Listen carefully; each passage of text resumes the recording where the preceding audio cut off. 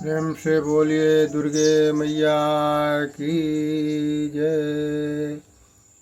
या देवी सर्वभूतेषु बुद्धिरूपेण संस्थिता नमस्तस्यै नमस्तस्यै नमस्तस्यै नमो नमः। हमारा सभी का माँ जगत जननी भवानी दुर्गे के चरणों में सादर दंडवत प्रणाम करते हुए इस छोटे से वीडियो के माध्यम से आप सभी भक्तों का नवरात्रि के शुभ पावन अवसर पर आप सभी को हार्दिक बधाई एवं बहुत बहुत सा आशीर्वाद आप सभी को प्राप्त हो और आपका जीवन सुखमय बना रहे और सुखमय के साथ साथ भौतिक सुख सुविधा के साथ साथ हम लोग जिसलिए हमें आपको मानव शरीर मिला है भगवती जगदम्बा के चरणों में हम लोग समर्पित हों तभी हमारे इस मानव जीवन की लक्ष्य की पूर्ति हो सकती है, वरना हमारा आपका जीवन मानव जीवन जो है तो अधूरा ही रहेगा। तो इसी के साथ आइए इस बार हम लोग नवरात्रि 10 दिन की पड़ रही है। इस बार की नवरात्रि जो है तो 10 दिन की है। अब इसके बारे में हम लोग ये जानने का प्रयास करेंगे कि 10 दिन से शुभ होता है कि अशुभ होता है। 10 दिन की नवरात्र तो जल्दी पड़ती नहीं है। एक बार पड़ी थी 2016 में, सन 2016 में जो है तो 10 दिन की नवरात्र पड़ी थी और इस बार यानी 9 वर्ष बाद जो है तो 10 दिन की नवरात्र फिर पड़ी है। तो ज़रा इसको हम लोग समझें कि 10 दिन की नवरात्र से फ़ायदा है या कोई ऐसा कोई नुकसान तो होने का सवाल ही नहीं है, फ़ायदा ही फ़ायदा है। इसी बहाने हम लोग जो 9 दिन पूजा पाठ भगवती की करते थे तो हम लोग का एक दिन और बढ़ जाएगा।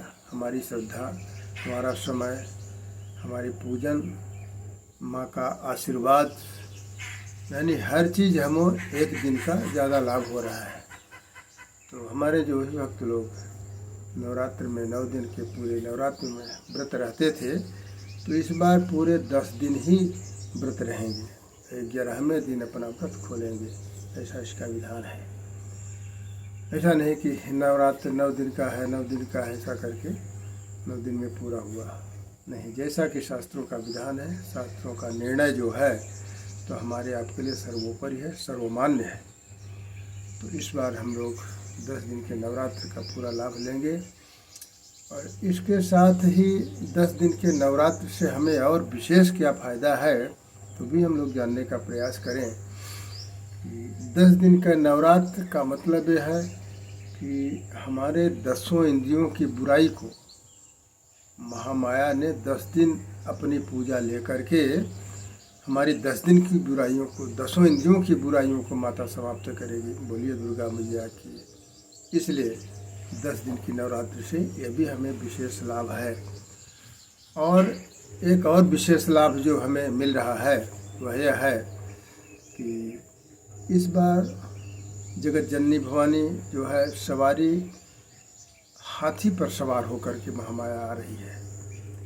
तो हाथी एक ऐसा बलवान जानवर है, ताकतवर जानवर है।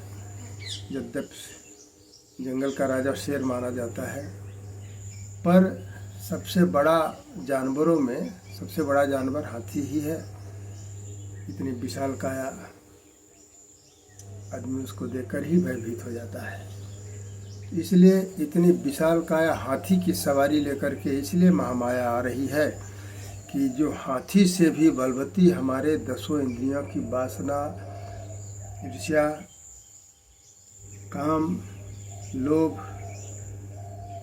क्रोध, ये जो हमारे 10 इंद्रियों की बुराइयां हैं तो एक एक हाथी से भी ज़्यादा बलवान है। तो गजारूढ़ होने का मतलब यही है। भगवती हाथी पर सवार होकर के भगवती के आने का यही मकसद है, सिद्धांत है कि हमारे हाथी जैसे बलवान, 10 इंद्रियों की वासना को, कमियों को, बुराइयों को समाप्त करेगी। इसलिए 10 दिन की नवरात्रि में हाथी पर सवार होकर के महामाया आ रही है। और जाएगी कैसे महामाया?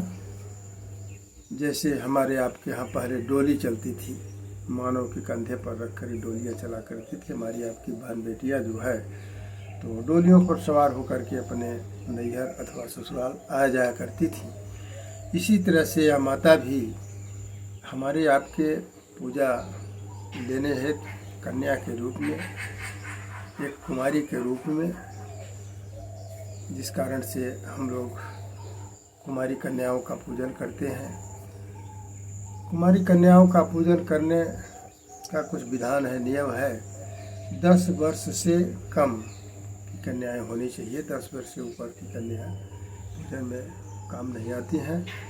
इसलिए जो भी कन्याओं का हम लोग इस नवरात्र में पूजन करेंगे, 10 वर्ष से कम की ही कन्या रहें। तो इसी के साथ ही और ज़्यादा समय न लेते हुए वाणी को विराम देता हूँ। बोलिए दुर्गे मैया की जय।